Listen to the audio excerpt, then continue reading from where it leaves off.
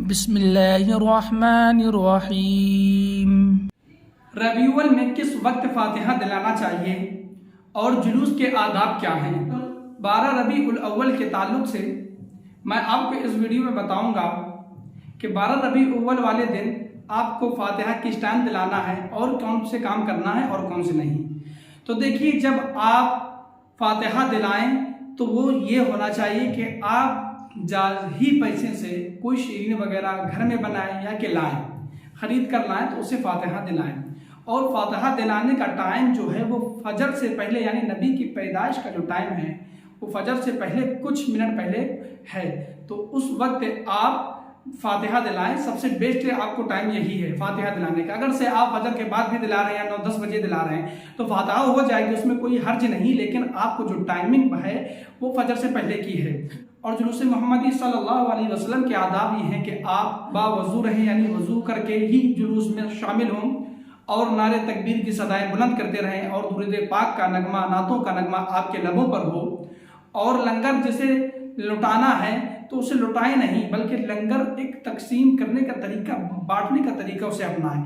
एक जगह आप बैठाल के खिलाएं या शरबत पिलाएं, कुछ भी करें और आप फेंकते हैं तो इसमें काफ़ी लंगर बर्बाद होता है। और आपको करना ये चाहिए कि उनको आराम से बैठाल कर खिलाएं।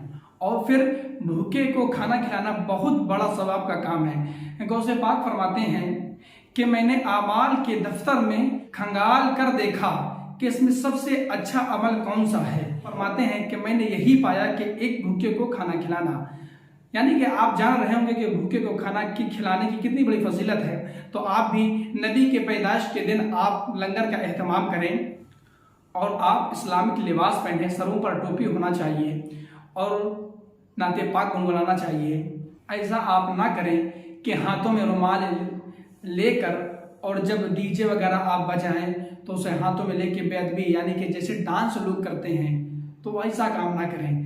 क्योंकि जो अदर पर्सन हुआ करते हैं, यानी सुन्नी के अलावा जो लोग हुआ करते हैं, वो इसी बात पर ऑब्जेक्शन देते हैं कि आप नबी के नाम पर लोग ऐसा करते हैं। देखिए, तो उनको ये समझाने के लिए कोई दलील नहीं है, क्योंकि आप ये काम ही गलत ही कर रहे हैं। इसके बाद जो वो कहते हैं कि रबीउल मनाना हराम है, बिदअत है, जो भी वो कुछ कहते हैं, इसकी सारी दलीलें मौजूद हैं उलमा के पास, वो दे देते हैं। लेकिन जब आप ये काम करते हैं तो इसकी दलील कोई मौलाना भी नहीं दे सकता।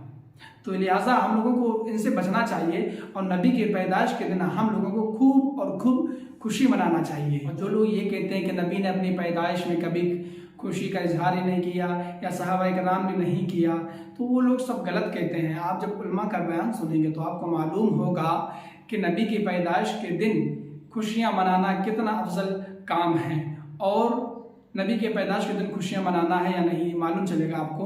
और आप कुरान पाक की तिलावत करते रहें, फजर की बात पढ़ें, और ऐसा ना हो कि जुलूस मोहम्मदी में इतना हो जाए कि नमाजें जो फ़र्ज हैं वो आप तर्क कर दें। तो ऐसे जुलूस से आपको कोई फ़ायदा हासिल नहीं होगा।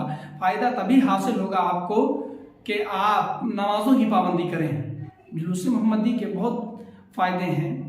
जन्नत में एक दरवाज़ा ऐसा भी है जो जुलूस से मोहम्मदी मनाने वाला होगा, यानी नबी के पैदाइश की खुशी मनाने होगा, वो उस जन्नत के दरवाजे से वही दाखिल हो सकता है जो जुलूस मोहम्मदी पर खुशी मनाता था और उसे मनाता था।